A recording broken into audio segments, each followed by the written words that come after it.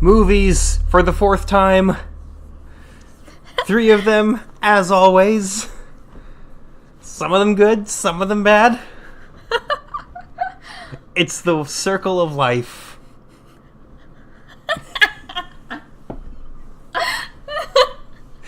Yes, it's the V-Critics back at ya with another high-octane, prestigious podcast episode. And you already know what it's about. If you haven't listened to us before, I'm not giving you an intro. So... You pretty much just did. You know what? I don't care. We got 3 movies for you. We're starting off with one of those instant classic Netflix originals that will truly be heralded as a work of art for years to come. Except, I will say, it's one of the first ones that's felt like an actual movie and not like a direct-to-Netflix movie, although it still wasn't good. It's Like Father, starring Kristen Bell and Kelsey Grammer. Yeah, that's good. Say what the movie is. I have to give them a little bit of a build-up, like, ooh, what is it? What mysterious wonder could this be? Oh, yeah, keep them on their toes. Exactly. The entire movie, before I even get into what it is, I'm going to say that it feels like a super generic rom-com without either. It was kind of funny. If you say so. Wikipedia cites it as a dramedy, but there really wasn't enough true drama either. It was just... So, I suppose I should tell you what it actually is now, instead of just wandering around the perimeter of the matter here. Yeah, settle down. Like Father is about a completely work-obsessed girl, portrayed by Kelsey Grammer. Shut up. Who, Played by Kristen Bell, a role she's very familiar with, because she plays them all the time. Who effectively gets left at the altar by her husband-to-be because she cannot even leave her phone out of her bouquet, however you want to pronounce it. And so he's like, this is ridiculous, I can't do this, and leaves her. And then she sees her father, that she hasn't spoken to in 25 years, also leave the room, portrayed by Kristen Bell. You can just say real things. Obviously, that's Kelsey Grammer, looking older than ever. He doesn't look that old. He's all gray and white and I know, but he doesn't bearded. look that much different than before. Well, he's got a very distinct facial structure, which keeps him from looking too different. He was really tan in this movie. Yeah. So. Really tan, because he had to prepare for the fact that this movie is actually just an hour and 45-minute long Royal Caribbean advertisement. You don't have to look at it that way. It's the only way I can. Well, it's a cruise ship. Yes. They're just going to make one up when they can just take one that's already in existence? Yes, make one up. It's called world building. It's called creating something unique.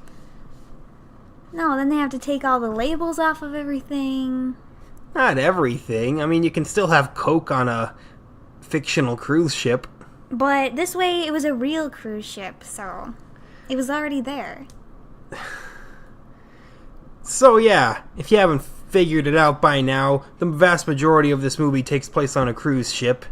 I'm so jealous. That's all I want, is to go on a cruise. Yeah. So, most of the jokes are based around things that you do on a cruise. What's funnier than singing karaoke? Most things, actually.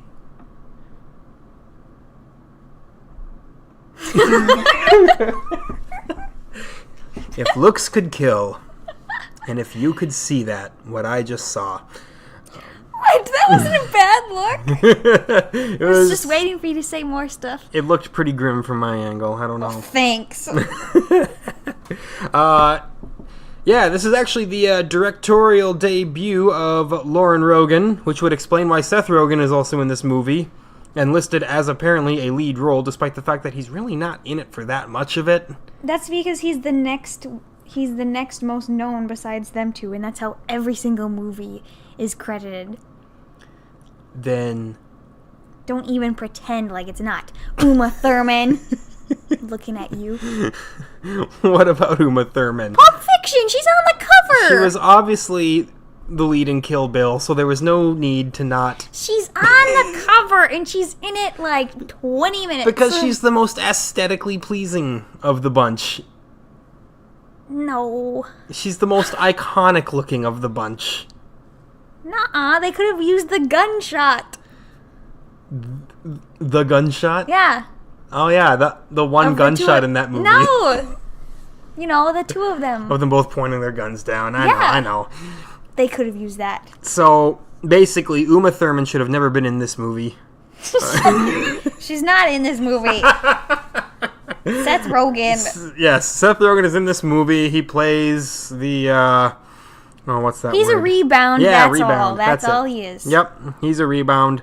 That is literally the only character that he plays in this movie. And you think it might turn, like, rom-com with him, like he'll be her new love, but he's not. Yeah, no, it's just a one-off. Literally just a one-night stand, and then he just kind of hangs around and lingers and then just goes away. Yeah. Without any real fanfare at all. That's really this entire movie. It lingers and then goes away without any fanfare. Again, it's not dramatic enough to be a true drama. It's not funny enough to be a true comedy. It's not romantic enough to be a true romance movie. It's pretty much a rom-com, almost exactly, just without the romance. Which, yeah. But it's not a romance between her and somebody else. It's her and her dad take the place of that. And may I say, for being called like father, they really do not drill fat. They really do not. They do not drill home the fact that they are that much alike at all throughout the entire movie. It's like, oh, they're both work obsessed. Never really talks about him being work obsessed. I mean, yeah, he mentions it for like a second. Yeah, and that's it. But he doesn't act like it. She acts like a little snot through the whole thing. Right. And the one time where they feel like they're on like the same wavelength during the big game show scene, it's because they predetermined their answers beforehand, so they weren't really like each other there either. Spoilers! Oh yes, what a horrible spoiler. That's just going to ruin the movie for anybody, I'm sure. You have to give warnings. It's not even worth it. I'm kidding. Yeah. This is a movie where if you don't, like, if you want to watch a movie while you're doing dishes or something, this is a good movie for that. Yeah, because you don't have to pay attention because nothing interesting is going to happen anyway. No, it's just like a nice little background movie. You don't have to be so mean. But because of the star power of Kristen Bell and Kelsey Grammer and the way that it was shot and everything, again, it does feel like an actual movie, unlike Extinction, which felt like it would have went straight to sci-fi. What? What? It's still a movie. What do you mean it doesn't feel like a movie? Like Extinction did not feel like a movie that would have ever been in theaters and would have gotten a big, like, end cap at, like, Target or anything. Yeah. Like Father felt like it could have. Yeah, it could have been theatrical. Yeah. Father of the Year was not. No. This is still better than Father of the Year. Make no mistake. They have about the same amount of laughs. Nuh-uh, this one was way funnier than that one was. Nothing funny happened in this whole movie. Yes, it did. Maybe like one funny line. No, there was more than one. Open your mind. My mind is way more open than yours. He was like half paying attention anyway. It was so hard to pay attention to because it's so average. If ever there was a movie that I could call a solid 6 out of 10, it's like Father. Okay. It's just, Yeah, but it's not as bad as you're making it out to be. But that's the problem. See, if a movie is truly terrible, then you can still have fun with it because it's terrible. Like Mega Shark vs. Crocosaurus. It's fun in how terrible it is. Norbit. Or apparently Norbit. I'm going to keep bringing it up. He's got to deflate me with that one. I'm on a 50-50 streak here. 4 episodes. I brought him up twice. Ugh.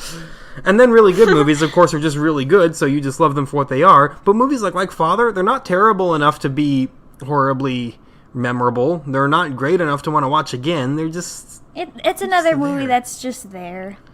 It's okay to watch once, and you might like it, but you probably won't want to watch it again, because you've seen it all. There's nothing more to see. It's never going to get a 20th anniversary Blu-ray re-release. That's for sure. It's probably not even going to get a regular Blu-ray release ever. Do Netflix movies get Blu-ray releases? I don't know. I think it depends on how successful they are, and I honestly do not know. I have not looked into that. Okay. Yeah, I'm trying to think of more to say about this movie, because I know there is more to say. It's just so dull. Here we are looking through the cast list, trying to find anything notable. There's nobody. I mean, Lauren Rogen herself played the prestigious role of Tired Woman, so... Wow. Yeah, that's something. A role for the ages.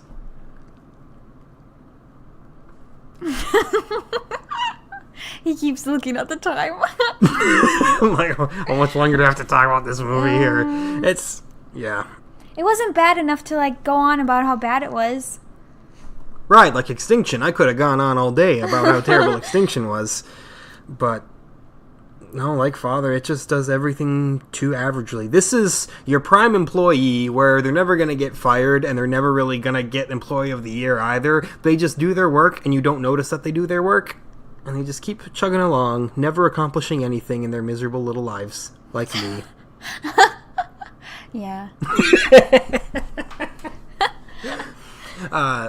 Yeah, that's about all I'm going to say about this movie. Do you have anything else to say? Nope. Well, okay then. Roll it on into the next. Fortunately, this movie... there's a lot to talk about with this one here. The second movie, in case you haven't been able to tell from the episode title, is BlacKkKlansman. A biographical crime film, a slightly embellished biopic about... Like they all are. Well, right, exactly, like they all are. None of them are completely spot on. About the black police officer Ron Stallworth who infiltrates the Ku Klux Klan. Yep, that actually happened. Now, I will say right off the bat, the advertising for this movie was a little over the top. It kind of had me under the impression that he himself was going to be, under a hood there in person with them.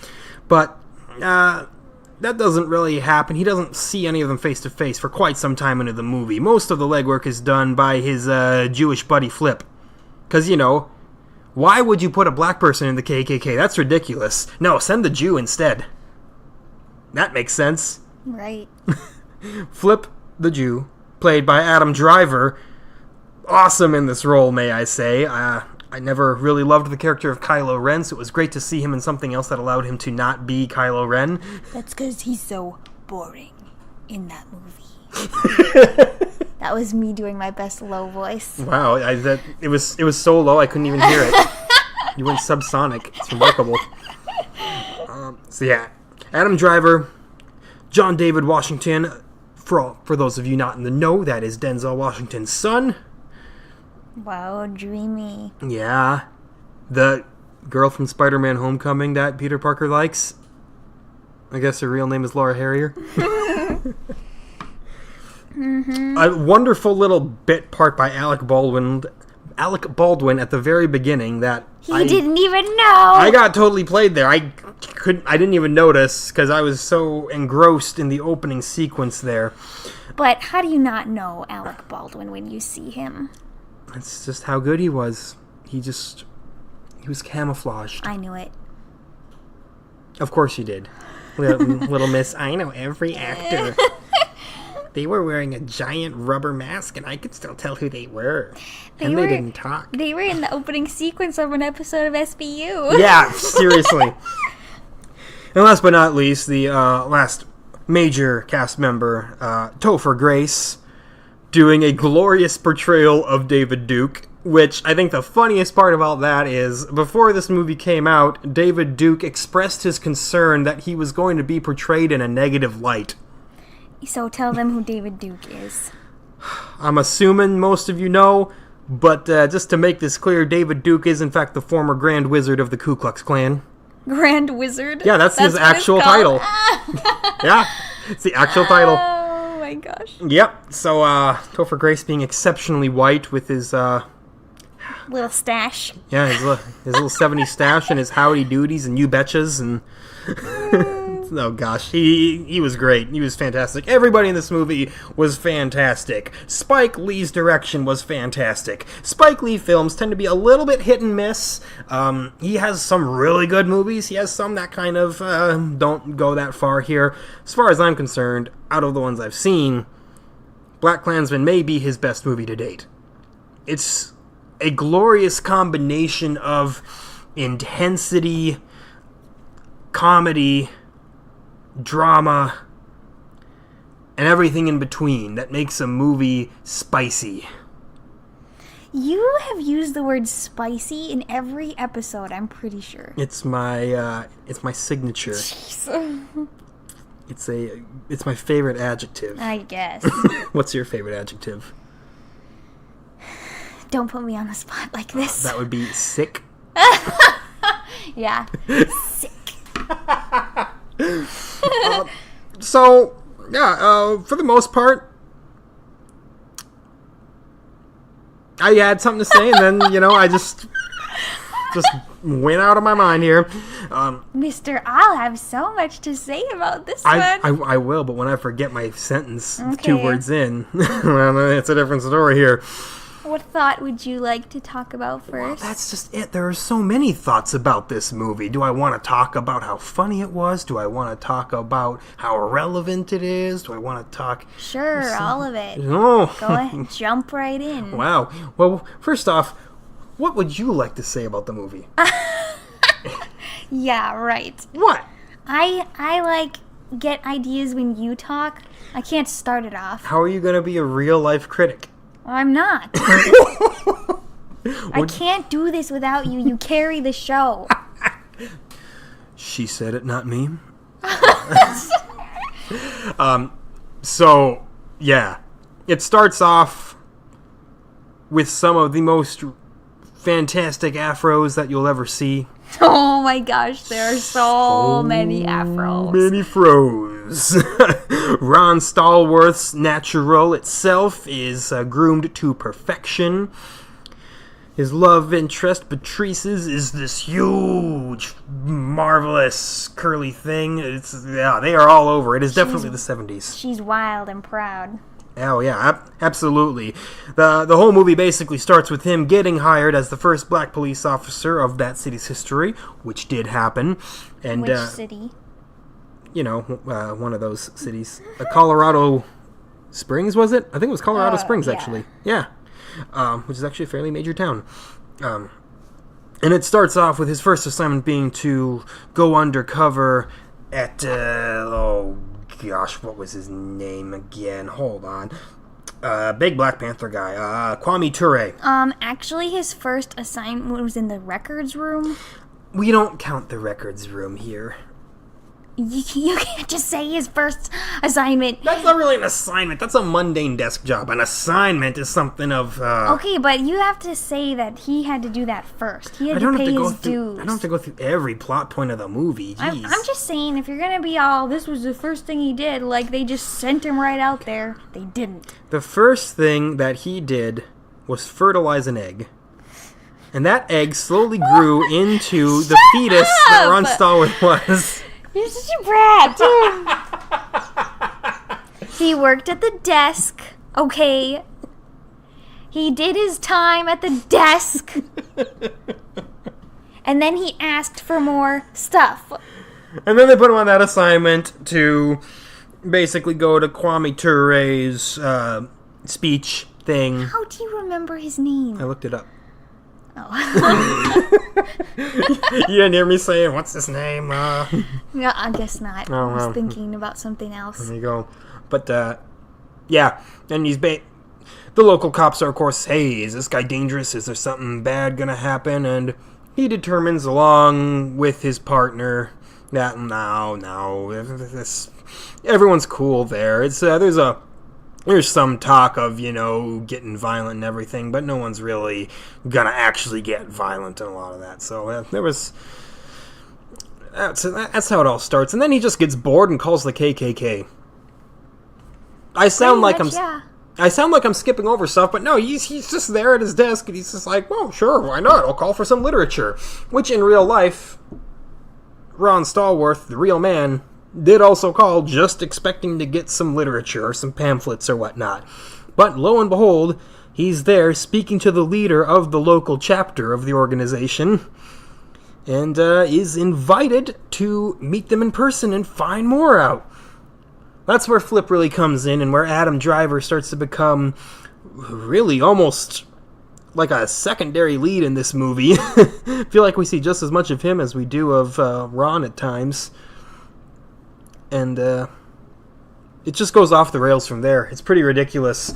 What was that thing about him playing? It said he plays a black man playing he's Jewish. Okay, he plays a Jewish man playing a black man playing a white supremacist. Yeah, exactly. Adam Driver is a white man playing a Jew, playing a black man playing a white supremacist. Exactly. Yeah.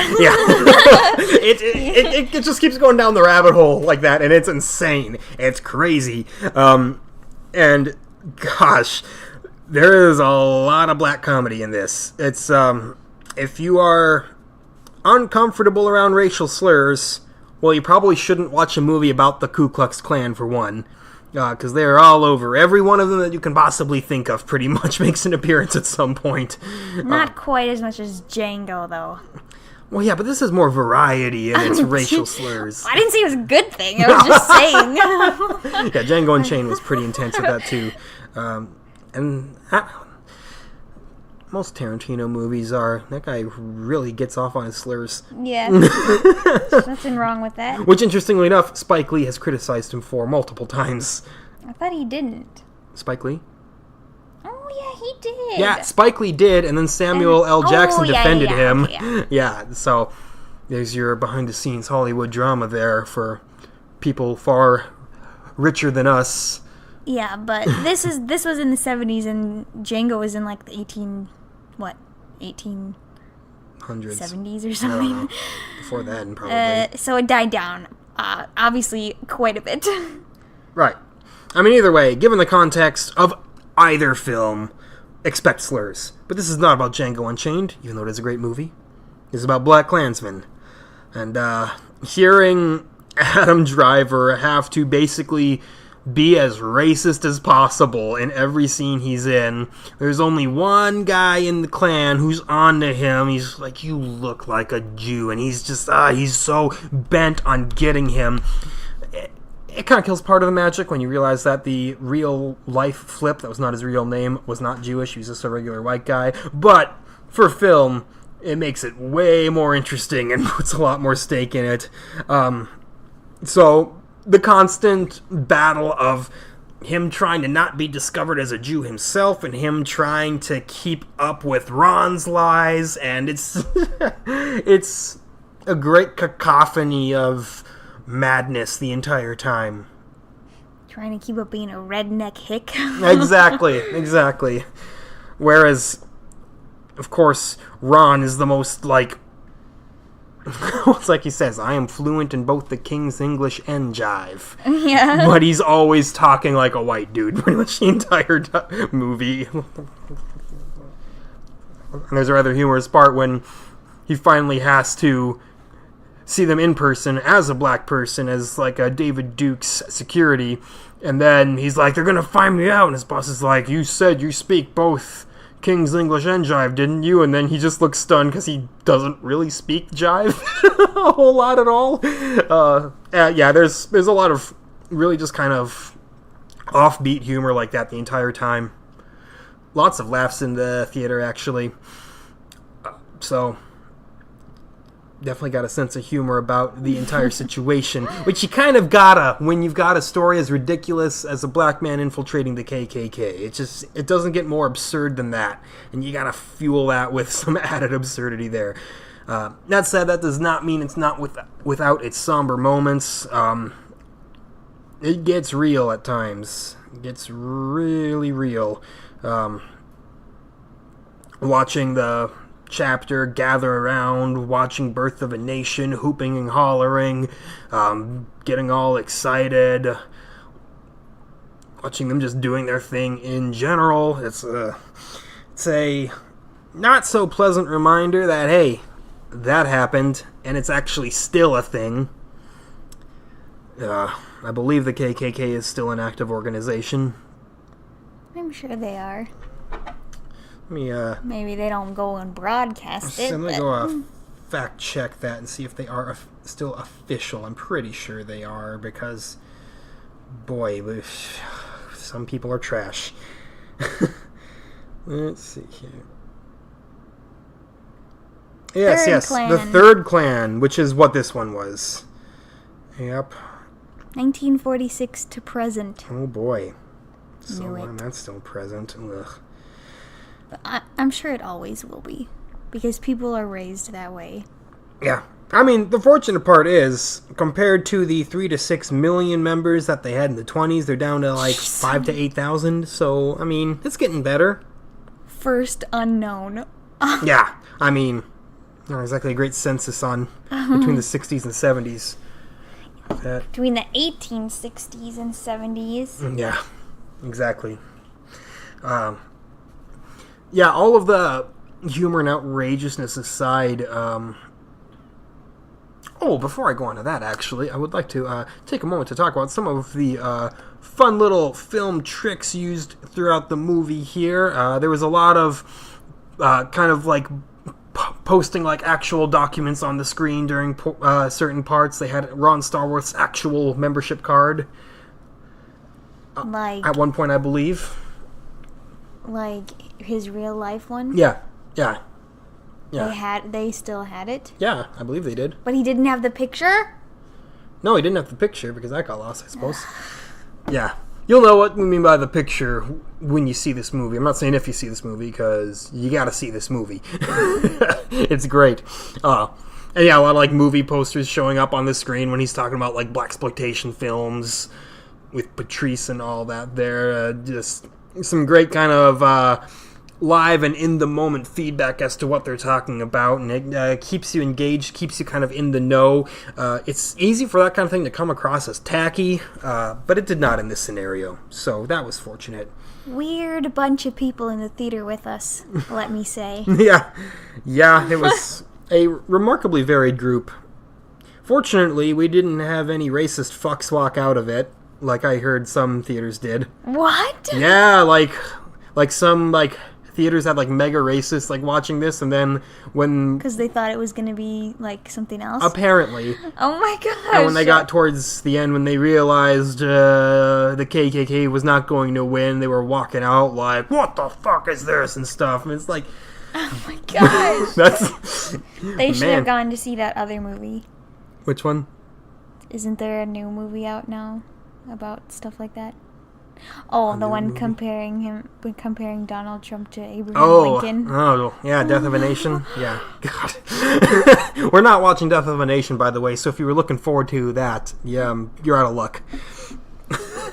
No political biographies or whatever it is. But here we are with a very political movie, as the movie did end with some real life. That's kind of what this was. Yes, it was incredibly political. This. Okay, documentary is what I meant to say. Okay, there we go. Yeah. No political documentaries on the podcast because I don't like those. I mean, I'd like to avoid documentaries if at all possible in general. I mean, if they're about like dolphins. Mr. Rogers was fine, but yeah. Yeah. After the actual movie itself ends, there is real life footage from the Charlottesburg Charlottesville. From the Charlottesville protests and counter-protests, the Black Lives Matter versus the KKK. With their Pier 1 tiki torches. Yeah.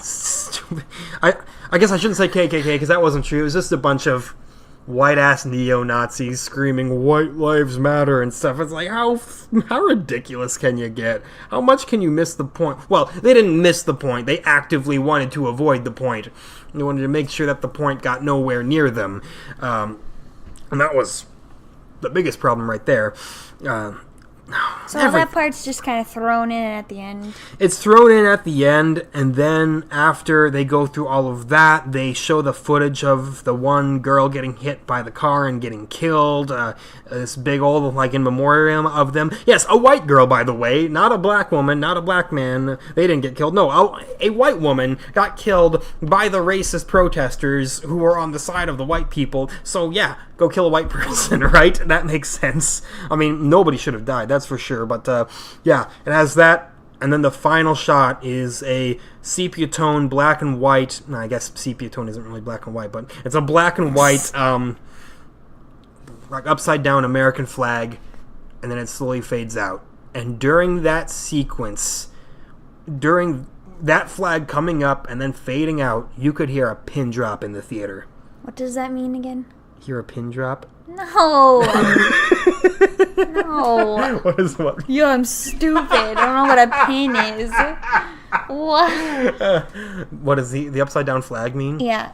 An upside down flag. Now, a lot of people are going to be severely uneducated about this, and they're going to claim it's something unpatriotic or that it means they hate America. But no. Traditionally, an upside down flag, and this goes for any place that has a flag, signifies a nation in pain. A mourning of a nation. It doesn't mean, fuck America, this place sucks, and I'm not gonna leave it because it's too comfortable. No, it's... People are gonna claim that that's what it means. These are the people who are probably closeted racists who don't want to admit what's going on. No, it's very much a statement saying what is happening to us, what is going on. We've got this ridiculous movie portraying the KKK as these complete buffoons and rednecks here, implying that racism should have been dead a long time ago, but nope. It's alive and it's well. And this was even in the 70s. Right. Exactly. That's good solid 40 years ago. Probably over. But 4 decades. What? You. Almost 50. And math. Probably over. Well, if it took place in 1978, then it was not Depending over. on which year you choose. Exactly. I'm just covering my bases here, and even that isn't enough for you. Dang. But, yeah. The racism is alive and well. That is indicated by the fact that before this movie came out, it got review bombed on IMDb and got a bunch of ones from people before it aired. What? Before they saw it? Yeah. People Why? Because they didn't want a movie that could have possibly implied that racists are wrong. Jeez. Yeah, God forbid that little chunk of knowledge goes into anybody's head there. God. It's really ridiculous. And then there are a lot of people who are like, oh, well, I like the movie, but that ending got too political and it wasn't necessary. It's like, it's a political movie from start to finish. Like, yeah, it's a funny movie. It's a enjoyable movie. It's got a lot of craziness going on, and it's a thrill ride the whole way through. But it's, if you think this movie is not political, then whoa. Politics. It'll let you know. Yeah. Politics does not just mean I voted. That's not the extent of politics here. It goes way beyond that. And maybe it could have ended on a high note. It almost did.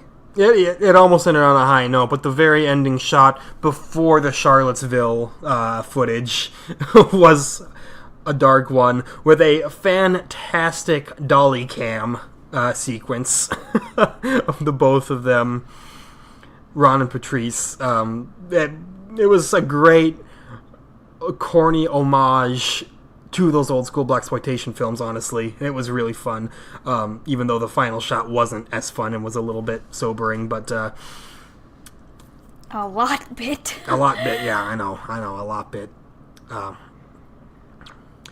We've been light on the spoilers this episode. I'm proud of us. I mean, you've pretty much been talking the whole time. So, what would you like to say about BlacKkKlansman? I don't really know. I'm not good with political stuff. Well, how about the non-political aspects of the movie? How about just the whole movie? I liked the whole movie. It was a good movie. I'd watch it again. 10 out of 10 critique. You know, I don't have the words like you. The deepest critique. I liked it. Yeah. I think there should be more black movies like this rather than the Tyler Perry ones. Just like you said when we did Sorry to Bother You. Both of those movies were really good. Mm-hmm. And then we got all these Tyler Perry ones rolling out soon. That feel like they're made straight for BET, which is in fact Black Hallmark Channel. Yeah. And I say that in the worst possible way, because Hallmark Channel is an abomination on kind of in its own right. Someone's going to hate me for that, and I'll probably get all up on my grill. But hey, that's why we only have about 8 listeners per week. Can't happen if you don't have listeners. It's too bad that both of those only had... Well, to begin with, limited releases, right? Yeah. It's too bad. Yeah, unfortunately, it's hard to garner interest in something that is that politically charged and something so racially charged as well, because so many people want to just kind of cover their ears and pretend it doesn't exist and hide from it. And it's sad. But it's a good movie, and if you can handle the content of it, then you should go see it. If you can't handle the content of it, you should still go see it and man up a little, I guess.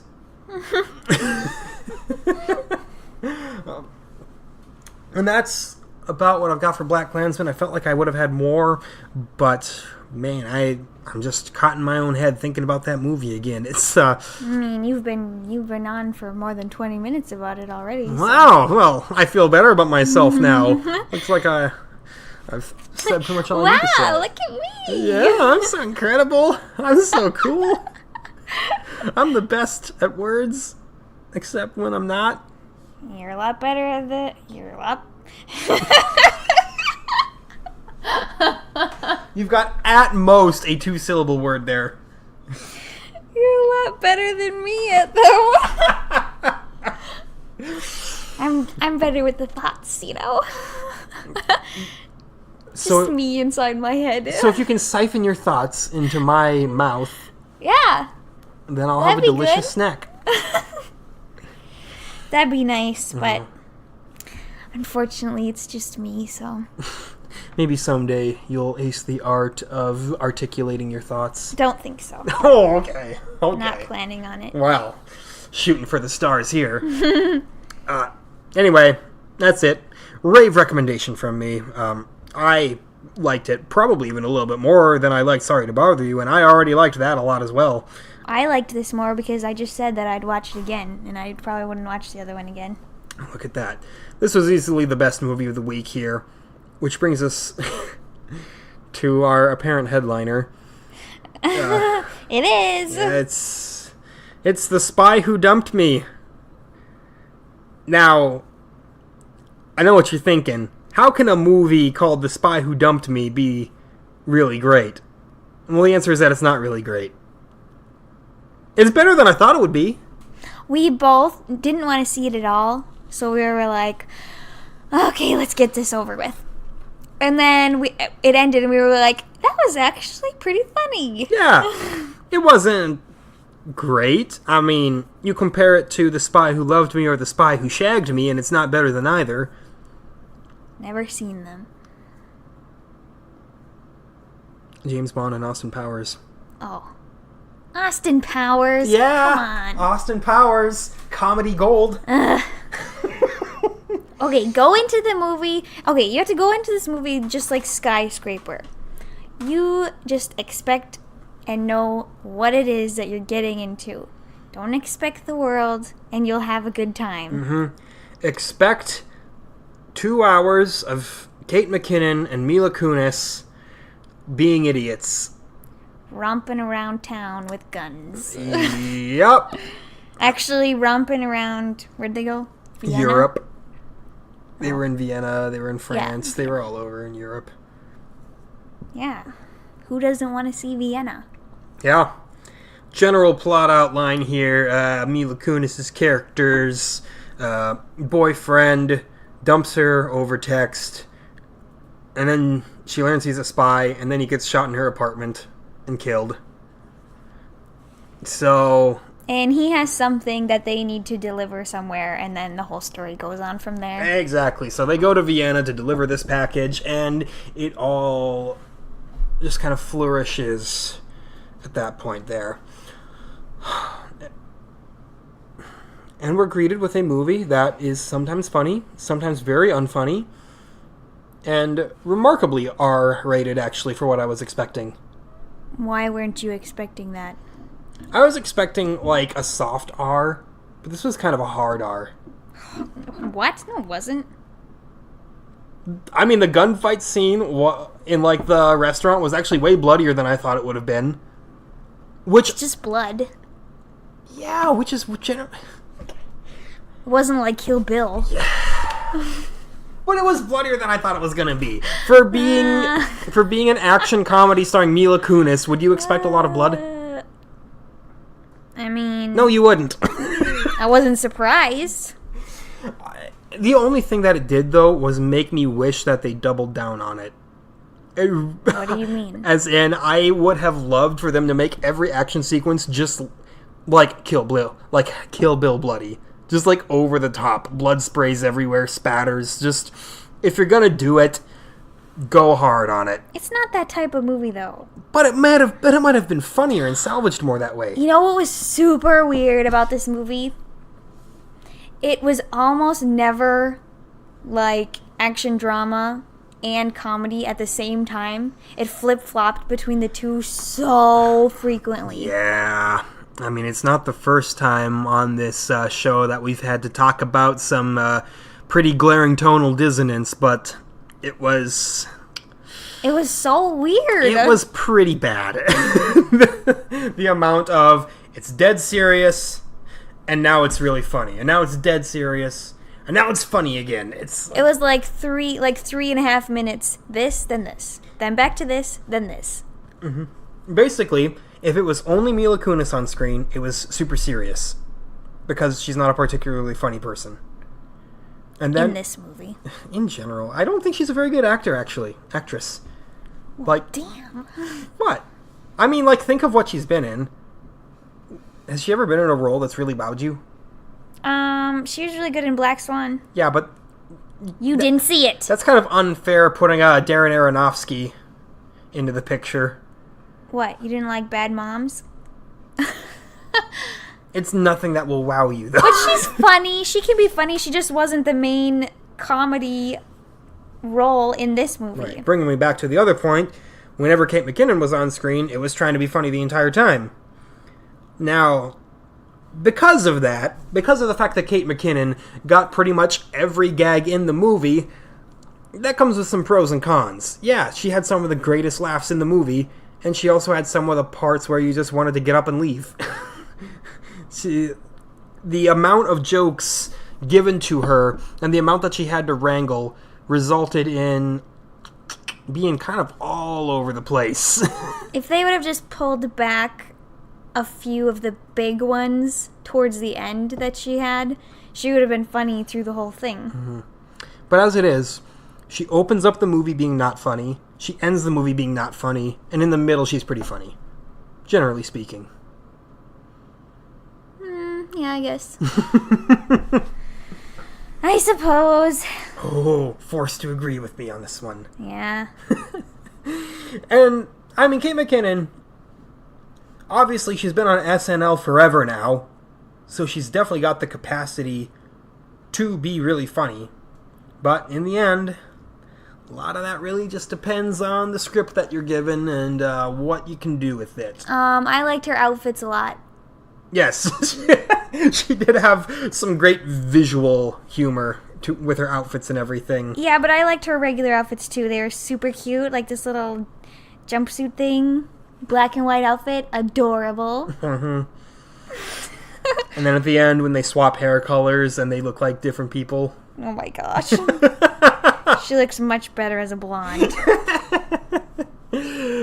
Yeah, it got ridiculous. I'm not sure if they overused the spy cliches or if they didn't use them enough. Like what? Well, like the whole like main assassin being like a tormented young girl thing. It's like I've seen that before.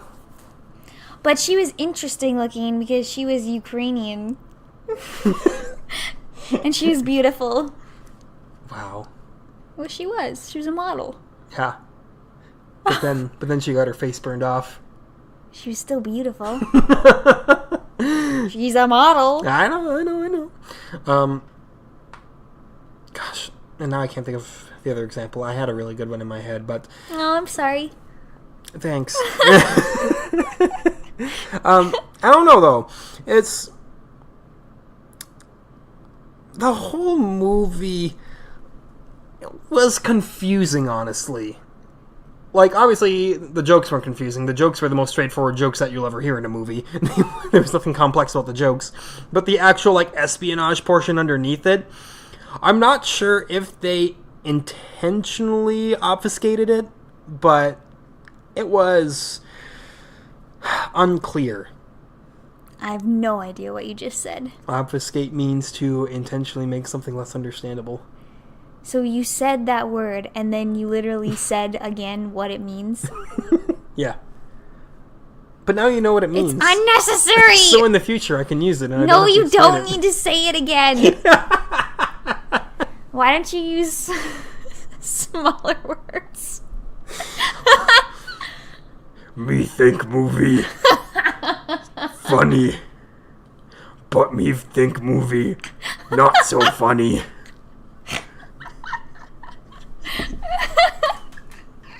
I'm not that dumb.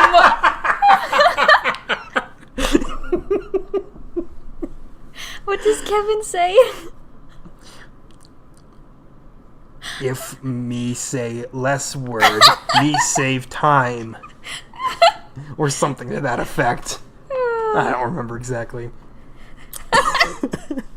But yeah, the actual, again, like espionage elements, the whole drama part, the spy part, there were so many double agents and triple agents that it got to the point where I was like, I'm gonna be honest, I have absolutely no idea who is trustworthy here. That's how every spy movie is. Yeah, but this didn't feel like it in a good way. It didn't feel like it in like a fulfilling way. Like, by the time it was like revealed who was actually bad and who was actually good, I was like, I don't know if I'm convinced. I don't know if I think that's correct. Why, you don't like Mr. Dreamy Eyes? It's not about Mr. Dreamy Eyes. It's just about... There was really nothing... There's no real reason to believe that he wasn't the bad guy. Yes, there was. What? He was beautiful, and he saved their lives multiple times. You know who else is beautiful? Every spy in every spy movie. You want to say that? You want to say that '90s Pierce Brosnan wasn't beautiful? Oh, who wouldn't say that? He's still beautiful. Exactly. But you could just tell that this one was good by looking into his eyes. I could tell. Stop. Again, you're missing out on some great visuals here. From you? From me. You just said that about yourself? Yes, I am the most aesthetically pleasing person on the planet. You want to talk about dreamy eyes, I gotta be right up there. But they're not blue. Thanks for reminding me that I'm genetically inferior. I'm just saying that my eyes are blue. Speaking of the KKK, why don't you go join them? What? I can't help that I have blonde hair and blue eyes. Okay, I was born with it. Oh, I'm so superior. But yeah, maybe that was intentional, the whole making it hard to follow, because, spies. Maybe that's just how it was, but... That's how they all are. Yeah, well... Unless you're, like, a super good one, Like what?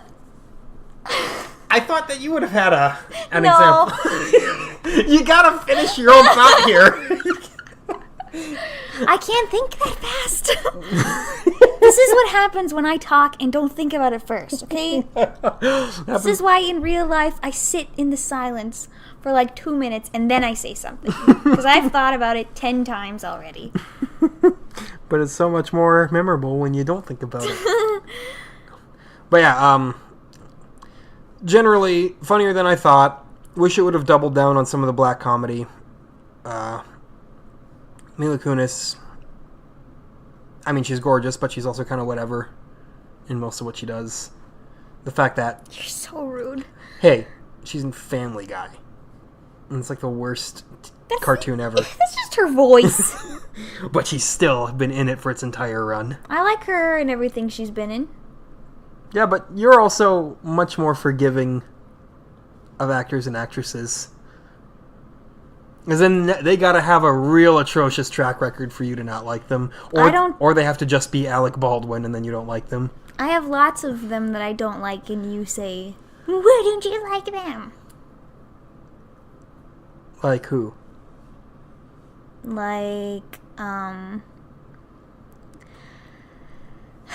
what's his name? With the teeth. Most actors have teeth. He's in The Office. Andy. What's his name? Ed Helms. Yeah. Ugh.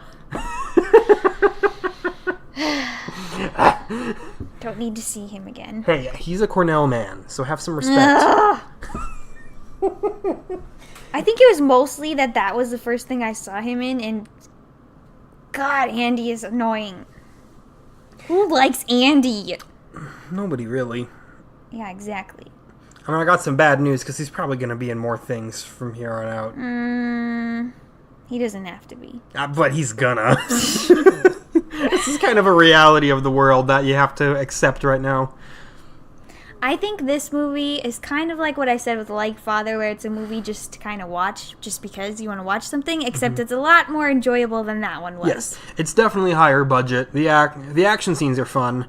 I think they could have been a little bit better, but they were, for the most part, pretty good. Actually, I believe... and I may be wrong on this, but I think that the choreographer for the fight scenes also worked on Mission Impossible. Wow. Yeah, like the new one, so that's why the fight scenes were actually good. Because they had an actual action choreographer for that. That's nice. Yeah.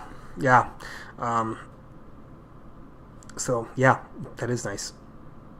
Some great sets, of course, being set in those European areas. Those European cities are beautiful, with some beautiful buildings to build your story around. Oh, build the buildings. Yeah, what else? What else? It was called The Spy Who Dumped Me, and that kind of goes against it. Everyone was beautiful. Everyone was beautiful.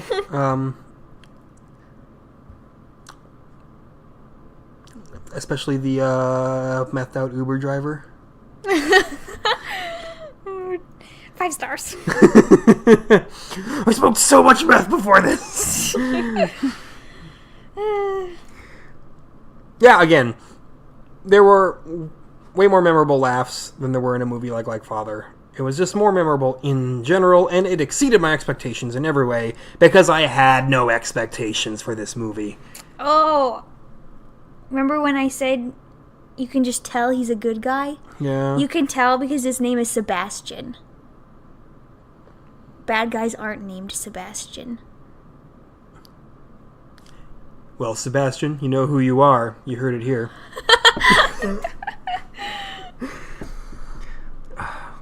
Yeah, so... That's it? That's pretty much it. I mean, we gotta stretch this by another, 45 seconds, to make the cutoff. but you can't just sit there. We're going to sit here for 45 seconds saying absolutely nothing, and then we're going to say goodbye. That's how this is going to roll out here. I think we've usually been around 57 minutes, actually. Oh, no. What else you got? What else I got? It was at AMC. There was a single middle-aged woman next to us who laughed a few times, and then a lot of other scenes went, oh. I couldn't hear her do that. Yeah, like when the ball sack was in view. Yeah, she laughed at a lot of the funny, like, Kate McKinnon jokes, though. Mm-hmm. She did, yeah. Yes, I did say ball sack. There was a full frontal ball sack in this movie, so that's great. Looks fake, though. It's Ukrainian. So it's beautiful. You wouldn't know. When have you ever seen Ukrainian junk? That depends. How many Ukrainian adult films have I seen? God. The answer is none! Yeah, that's what I thought. But it was a good joke setup. Is that a thing? What, Ukrainian Is there a market porn? for Ukraine? There's a market for everything porn. You look at like any country on the planet and there's a market for it. Except for maybe but I've Vatican never heard City. about Ukrainian. It's mostly like French. Some people like that Eastern European dong. With their big noses. Wow, racist. What? I didn't say they were ugly. They have strong nose bridges. Yeah, no, that's true. That's what I'm saying. Wow. As opposed to you with your weak nose bridge. No, mine could be smaller. Yeah, I suppose. Could be shaved down a bit. Alright, I'll get the planer. What? It's one of those tools where it looks like a little board, but it's got a single knife on it, and you like plane. No! No! No. No. If I was like super rich, I would never get a nose job. Ugh. I mean, they don't use a planer for a nose job, so no, that's the but I've part. seen it. I've seen it. I've seen the plastic surgery shows where they cut your nose right here and then they like file it down. It's disgusting. You've seen it. It's sick. It's not fun to watch. The boob jobs are fun to watch. The nose jobs, no.